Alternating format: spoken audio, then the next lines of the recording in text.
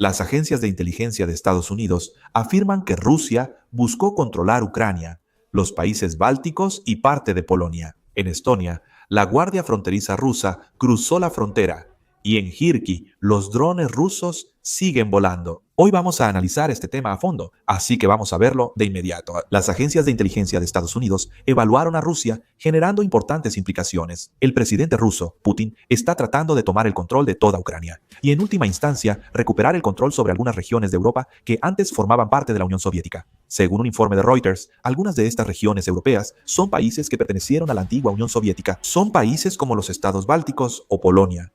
Rusia sigue diciendo que no representa una amenaza para Europa, pero al ver estas evaluaciones, ¿realmente podría Rusia intentar invadir parte de los estados bálticos o Polonia para expandir su territorio? Incluso Mike Kuechly, miembro del Comité de Inteligencia de la Cámara de Representantes de Estados Unidos, dijo que la situación de inteligencia no ha cambiado durante la guerra y que las autoridades gubernamentales han informado que Putin quiere más cosas y lo están observando. En Europa, constantemente han estado llegando este tipo de informaciones y agencias de inteligencia como las de Alemania o Dinamarca han seguido diciendo que Rusia podría invadir Europa. Sin embargo, el hecho de que incluso las agencias de inteligencia estadounidenses hayan dado esta información sugiere que se evalúa que Rusia está haciendo preparativos en cierta medida para esto. Esta vez, lo que voy a contarles es información relacionada con Ucrania, así que hay que tomarla con cierta cautela. Kirilo Bunov, director de inteligencia militar de Ucrania, dijo a LBI que el 20 de diciembre que Rusia ha reducido el tiempo de preparación para posibles acciones militares en Europa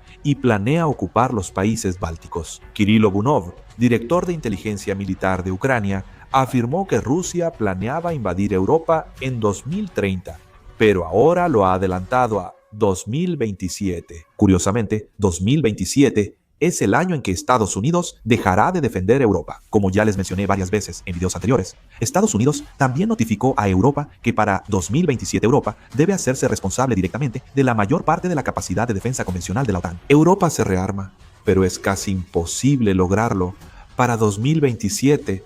Por eso muestran preocupación. Se dice que Rusia podría invadir los países bálticos en 2027, aumentando la inquietud en Europa. Las provocaciones rusas siguen. Veamos los países bálticos. La mañana del 17 de diciembre, 3 guardias fronterizos rusos entraron ilegalmente en territorio de Estonia. 3 guardias fronterizos rusos en uniforme llegaron cerca de Estonia en un aerodeslizador a las 10 a.m. y entraron a pie en territorio estonio, según el Ministerio del Interior de Estonia. Luego, antes de que llegaran los guardias estonios, abandonaron el territorio estonio después de unos 20 minutos. Esto está siendo considerado como una gran amenaza para la seguridad por parte de Estonia. Estonia aumentó considerablemente el número de guardias fronterizos en la zona para hacer frente a amenazas adicionales a la seguridad. Al mismo tiempo, también convocaron al embajador ruso en Estonia. De hecho, tiene sentido, porque no es la primera vez que ocurre una provocación así, ¿verdad? A inicios de noviembre de 2025, un bote de la Guardia Fronteriza rusa con bandera de compañía militar privada fue visto en el río Narva, frontera entre Estonia y Rusia. En mayo de 2022, la Guardia Fronteriza rusa retiró más de 20 boyas del río, especialmente en una situación en la que las violaciones del espacio aéreo de la OTAN por parte de Rusia se están volviendo más frecuentes. Ahora vemos que Rusia incluso está avanzando hacia la invasión territorial. Lituania, uno de los 3 países bálticos, declaró el estado de emergencia. En el caso de Lituania, el problema fue Bielorrusia. Declararon el estado de emergencia porque globos seguían cruzando la frontera desde Bielorrusia. El estado de emergencia fue declarado el 9 de diciembre. Las organizaciones de contrabando de cigarrillos de Bielorrusia solían trasladar mercancía de contrabando a Lituania usando globos. Debido a esto, el aeropuerto de Vilnius fue cerrado varias veces y Lituania calificó estos globos como un ataque híbrido. Con la declaración de este estado de emergencia, el gobierno de Lituania pudo movilizar más recursos y permitir la participación de más agencias para hacer frente a los globos de contrabando. Ahora pueden desplegar militares en las fronteras. Lituania, ¿verdad? El primer ministro Ruginien afirmó que debemos tomar medidas estrictas ante el ataque híbrido de Bielorrusia y proteger las zonas más afectadas. Lituania, al compartir frontera con Rusia y Bielorrusia, aliada de Rusia, ha reaccionado con mucha sensibilidad ante las amenazas de seguridad derivadas de ataques con drones o de la guerra electrónica.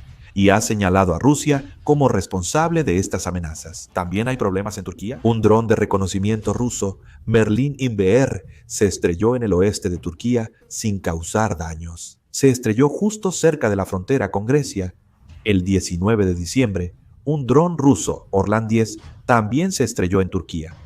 Además, el 15 de diciembre, hubo un incidente en el que un dron que entró en el espacio aéreo turco desde la dirección del Mar Negro y voló hasta el cielo de Ankara fue derribado por el ejército turco. Turquía advirtió tanto a Rusia como a Ucrania.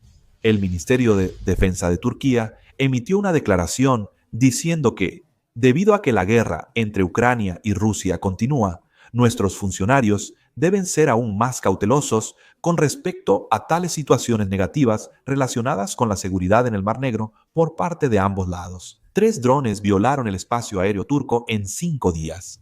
Por eso Turquía reacciona con mucha sensibilidad, ¿cierto? El primer dron incluso llegó hasta Ankara, la capital de Turquía.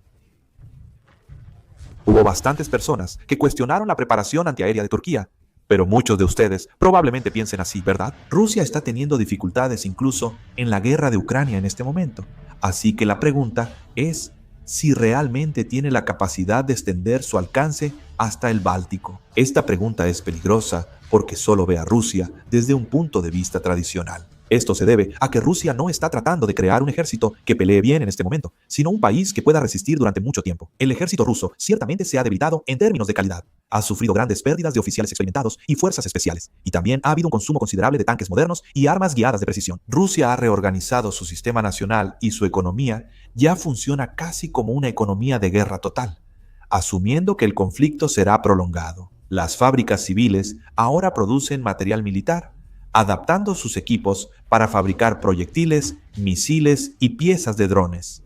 Así, en Rusia la producción de proyectiles y misiles supera los niveles previos a la guerra. Hubo un tiempo en que se analizaba que Rusia casi había agotado sus misiles guiados de precisión, pero ahora la velocidad de producción está alcanzando la velocidad de lanzamiento, e incluso algunos sistemas de armas están acumulando inventario. Si detienen la guerra, esta enorme economía de guerra se detendría por completo. De todos modos, hay análisis que dicen que Rusia no tiene más opción que continuar la guerra, y el factor decisivo aquí es precisamente la cooperación externa. Rusia ya no está luchando sola. Está recibiendo grandes cantidades de proyectiles y misiles balísticos de Corea del Norte y ha adquirido tecnología de drones y experiencia operativa en combate de Irán. Esta cooperación no es solo una transacción de armas, sino la construcción de una red de guerra para un conflicto prolongado. Para Rusia no es necesario operar una pequeña cantidad de armas de alto rendimiento como lo hace Occidente. En cambio, ha optado por una estrategia de agotar al enemigo mediante el uso constante de armas baratas y de producción masiva. Rusia repone sus tropas mediante movilización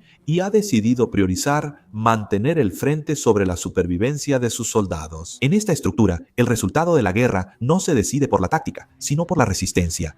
Al final, lo que Rusia está preparando no es una guerra para ganar rápidamente, sino una guerra para hacer que el enemigo se rinda primero. Es precisamente en este punto donde se explica el movimiento silencioso de Rusia. Rusia no cree que pueda superar militarmente a la OTAN. En cambio, considera que la OTAN se dividirá políticamente, se cansará socialmente y no podrá soportar la carga económica. Por eso, lo que Rusia busca ahora no es una invasión a gran escala en un corto periodo, sino una estrategia para desgastar la resistencia de Occidente mediante provocaciones de pequeña escala y presión a largo plazo. En este estado, la amenaza contra los países bálticos, desde la perspectiva de Rusia, no es una apuesta arriesgada, sino más bien una elección calculada que solo puede hacerse ahora. El principal problema es que, incluso en Europa, aumentan las dudas sobre si Estados Unidos intervendría de inmediato si los países bálticos fueran invadidos. En el pasado, el simple hecho de que se invocara el artículo 5 de la OTAN era un fuerte elemento disuasorio, pero ahora cada país está presentando diferentes interpretaciones sobre cómo funcionaría realmente esa cláusula.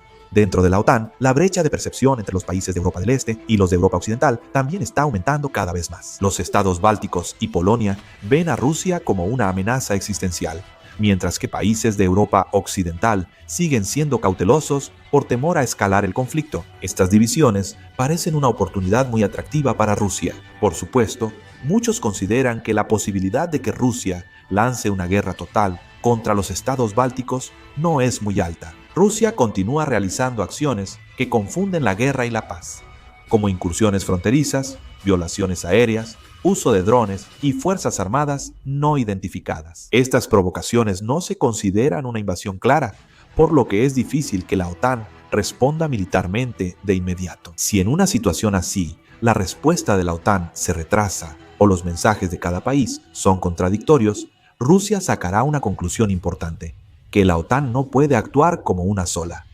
En ese momento, el nivel de provocación de Rusia inevitablemente aumentará. Al principio, puede ser solo cruzar brevemente la frontera, pero luego podría convertirse en una confrontación prolongada o incluso llevar a la intervención de fuerzas armadas. Rusia suele avanzar gradualmente, según la reacción de la otra parte. Si la OTAN no responde con firmeza a estas provocaciones hacia los países bálticos, Rusia pensará que su línea roja está más lejana de lo que creían. Si eso sucede, los países bálticos no serán solo un objetivo de presión, sino que existe una gran posibilidad de que se conviertan en un campo de pruebas donde Rusia ponga a prueba la cohesión de toda la OTAN. El mayor riesgo es que, aunque nadie quiera la guerra, errores y malos cálculos lleven a un conflicto irreversible. La confianza de Rusia proviene de la vacilación de su oponente, y la vacilación de la OTAN proviene de la división interna. Si esta estructura continúa, la tensión en los países bálticos seguirá creciendo. ¿Qué hará Rusia después? También me gustaría saber su opinión. Por favor, escríbanla en los comentarios. Con esto concluyo el video. Muchas gracias.